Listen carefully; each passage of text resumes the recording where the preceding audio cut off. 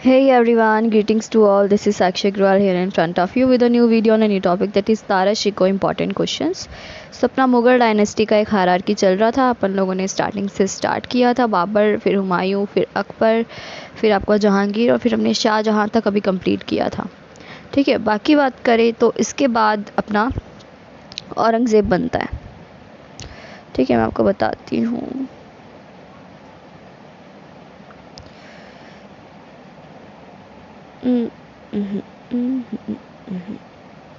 ठीक है, देखिए, सबसे पहले अपना इस पूरे कॉन्सेप्ट में रहा था बाबर, जिसकी हमने बात कर ली. उसके बाद उसके बेटे ने गद्दी संभाली थी, जिसका नाम था हुमायूं.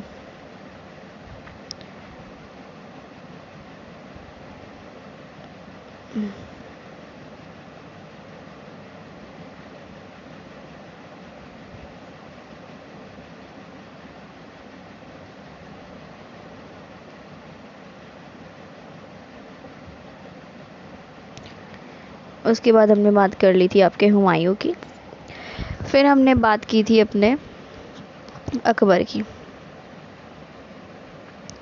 अकबर की बात ख़त्म हो गई थी. उसके बाद हुई थी अपनी बात जहांगीर, और फिर हमने लास्ट बात की थी शाहजहां के बारे में. और आज हम बात कर रहे हैं दारा शिकोह के बारे में, और फिर हम लास्ट में बात करेंगे औरंगज़ेब के बारे में. तो आपका जो मुग़ल डायनेस्टी है वो फेमस इन्हीं के लिए मानी जाती है, कि माना जाता है कि बाबर ने अपनी मुग़ल डायनेस्टी को स्टार्ट किया था इब्राहिम लोदी को हरा के बैटल ऑफ पानीपत, जो कि फर्स्ट हुई थी 1526 के अंदर. और उसके बाद हुमायूं इफ़ेक्टिव रूप से आया, अकबर आया, जहांगीर आया, शाहजहां आया और औरंगज़ेब आया. दारा शिकोह को इसमें इसलिए नहीं गिना जाता है क्योंकि दारा शिकोह को शाहजहां के बाद सीट मिलनी थी, और वो सबसे कम्पिटेंट और एक मतलब राजा लायक बनने जैसा कोई पर्सनैलिटी था, जो कि शाहजहां का पहला बेटा था और सबसे बड़ा बेटा था. पर जैसा कि है कि शाहजहां का जो बेटा था दारा शिकोह और औरंगज़ेब, इनके बीच में युद्ध हुआ और फिर इन लास्ट औरंगज़ेब जीता, तो इसलिए औरंगज़ेब की हम बात करते हैं, दारा शिकोह को नहीं देखा जाता है. पर अगर आप रिसेंटली न्यूज़ देख रहे हो तो गवर्नमेंट ने भी दारा शिकोह की टॉम्ब को ढूंढने के लिए, जो कि हुमायूं टॉम्ब के आसपास कहीं है, अपनी एक टीम बनाई है. तो इसलिए फिर दारा शिकोह थोड़ा सा इम्पॉर्टेंट हो जाता है. इसलिए हमने ये जो पूरी अपनी स्लाइड बनाई है वो दारा शिकोह के ऊपर बनाई है. ज़्यादा इसमें स्लाइड्स नहीं है, बहुत कम स्लाइड्स है. बस आपको एक दारा शिकोह का एक कॉन्सेप्ट दे दिया जाएगा, ताकि अगर उससे रिलेटेड कोई क्वेश्चन अपने एग्ज़ाम में आए तो हम उसे अटेम्प्ट कर सकें.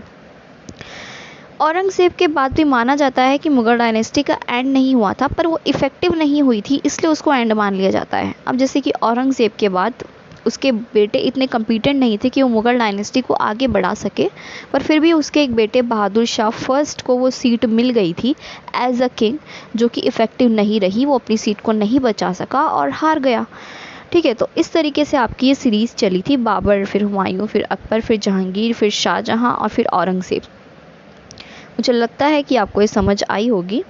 तो आज हमने बाबर के बारे में तो पहले बात कर ली थी, हुमायूं के बारे में भी कर ली थी, अकबर के बारे में भी कर ली थी, जहांगीर के बारे में भी, शाहजहां के बारे में भी. आज हम शाहजहां के बाद जो सीरीज़ होनी थी, यानी कि शाहजहां के बाद जो राजा बनना था दारा शिकोह, उसके बारे में थोड़ी बहुत बात करेंगे. और फिर नेक्स्ट स्लाइड अपनी या फिर नेक्स्ट वीडियो अपनी रहेगी औरंगज़ेब पे. ठीक है, आज तो हम किसके बारे में बात कर लेंगे, दारा शिकोह के बारे में बात कर लेंगे.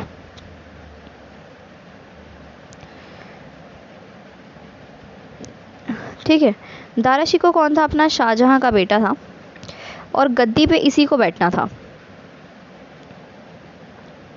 गद्दी पे इसी को बैठना था. पर क्या हुआ कि इसके और औरंगज़ेब के बीच में लड़ाई हुई सीट के लिए, और इन लास्ट दारा शिकोह हार गया और उसको भागना पड़ा. तो फिर इस तरीके से दारा शिकोह भाग गया था. वैसे दारा शिकोह को सब लोग सपोर्ट इसलिए करते थे क्योंकि वो उसकी नीतियाँ अच्छी थी, वो रिलीजियस था थोड़ा, और वो सभी धर्मों को मानता था और उनका सम्मान करता था. इससे ज़्यादा से ज़्यादा लोग दारा शिकोह को सपोर्ट करते थे. यहाँ तक कि शाहजहां की जो बेटी थी जहाँ आरा, वो भी दारा शिकोह को ही राजा बनाना चाहती थी, पर ऐसा हो ना सका. ठीक है, तो ये अपना थोड़ा कॉन्सेप्ट रहा इसका. बाकी अभी हम देखेंगे तो और अच्छी से आपको समझ आ जाएगा. तो चलिए स्टार्ट करते हैं.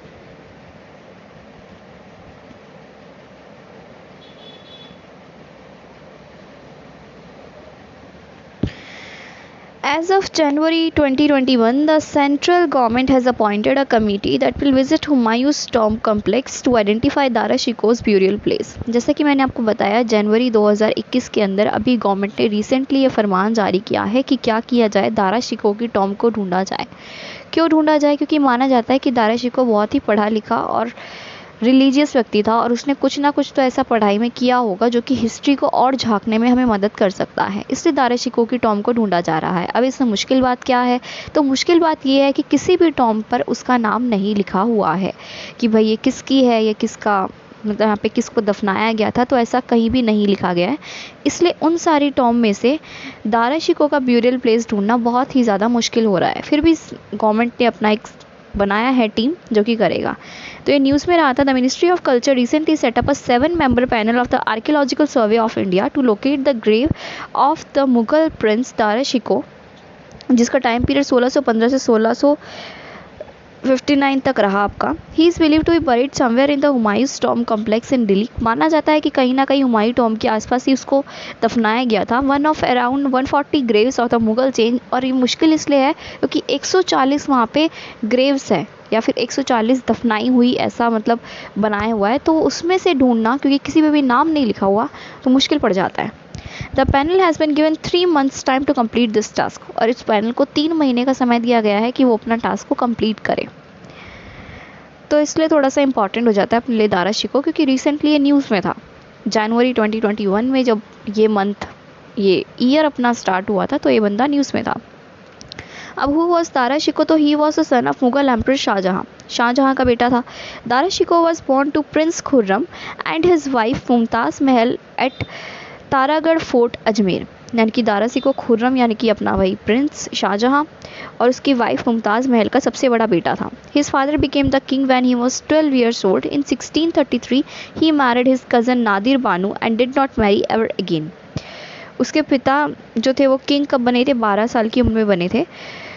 1633 में उसने किससे? अपनी एक कज़न से शादी कर ली थी, नादिरा बानू, और फिर उसने दोबारा शादी नहीं की, जो कि इनका कस्टम नहीं हुआ करता था। पर दारा शिकोह ने क्या किया था? इस कस्टम को तोड़ा था और उसने माना था कि एक शादी के बाद दूसरी शादी नहीं करनी चाहिए, इसलिए उसने नहीं करी थी।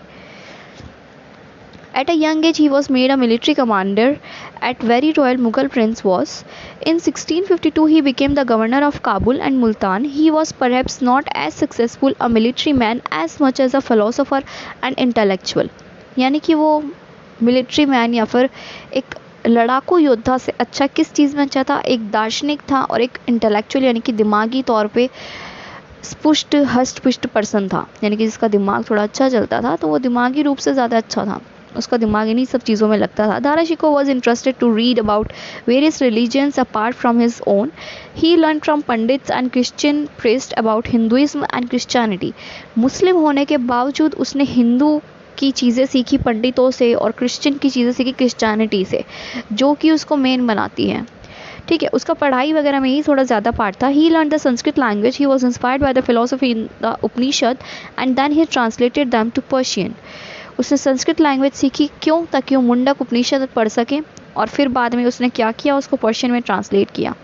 He was an ardent follower of Sufism and a model of tolerance. He was a mystic and a poet. He also nurtured a friendship with the 7th Sikh Guru, Guru Har Rai. All this made him popular with the people but unpopular with the orthodoxy.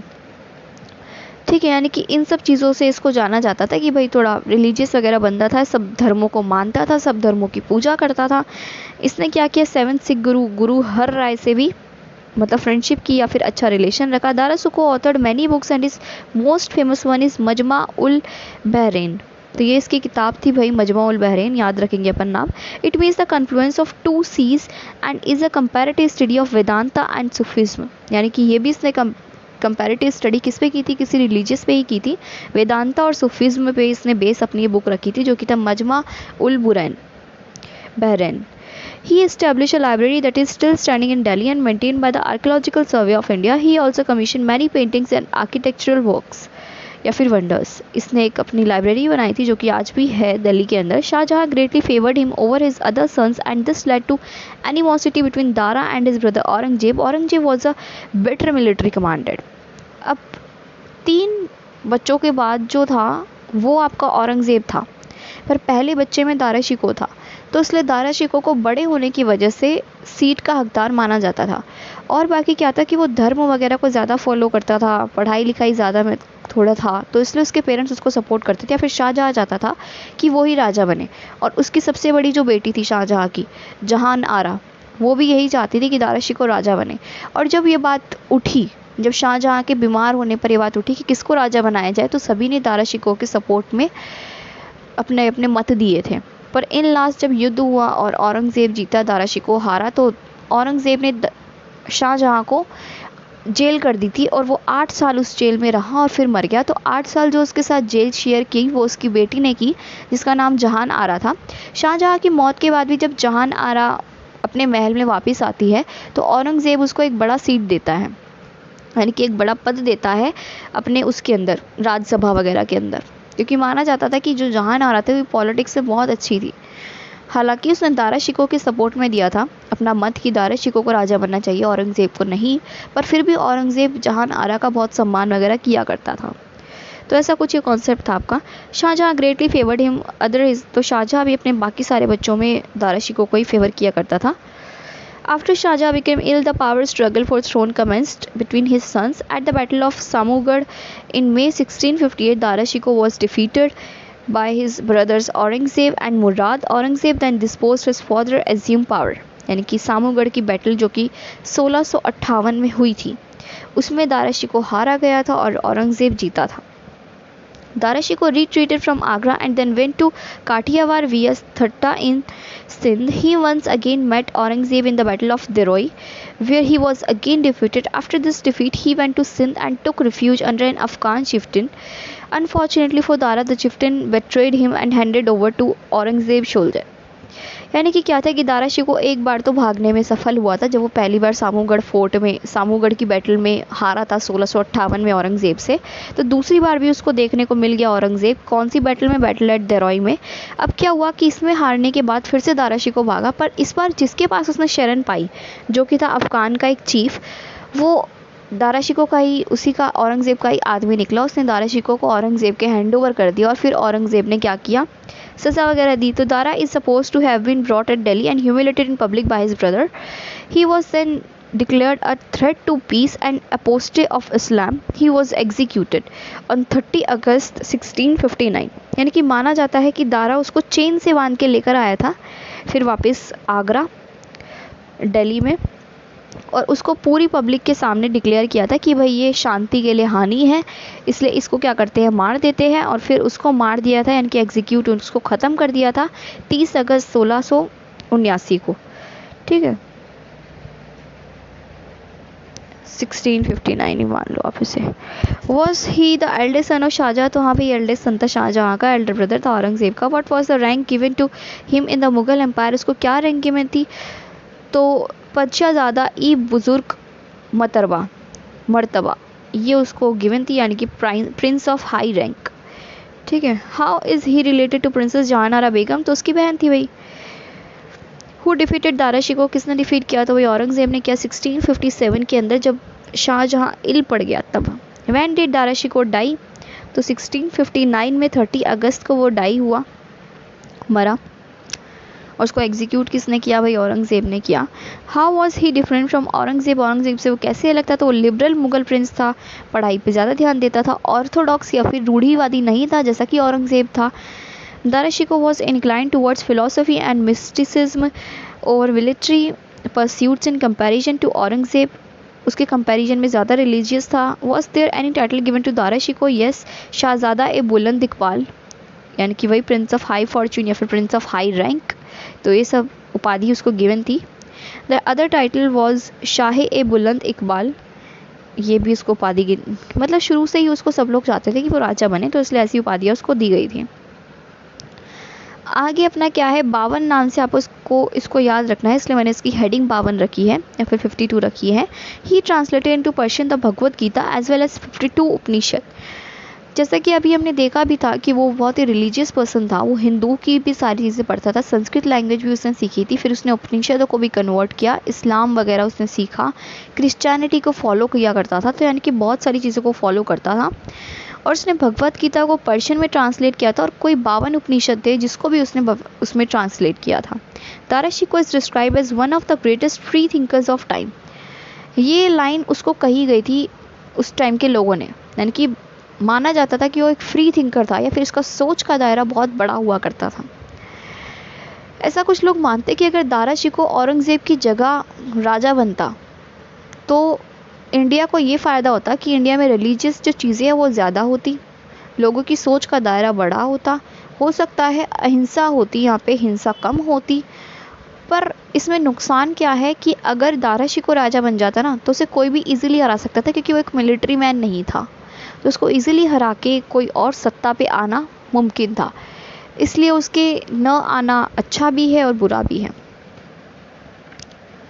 So with this our video, and I hope you like the video. If you like the video, please press the like button or the thumbs up, show the video and subscribe my channel. Thank you, have a nice day and bye bye.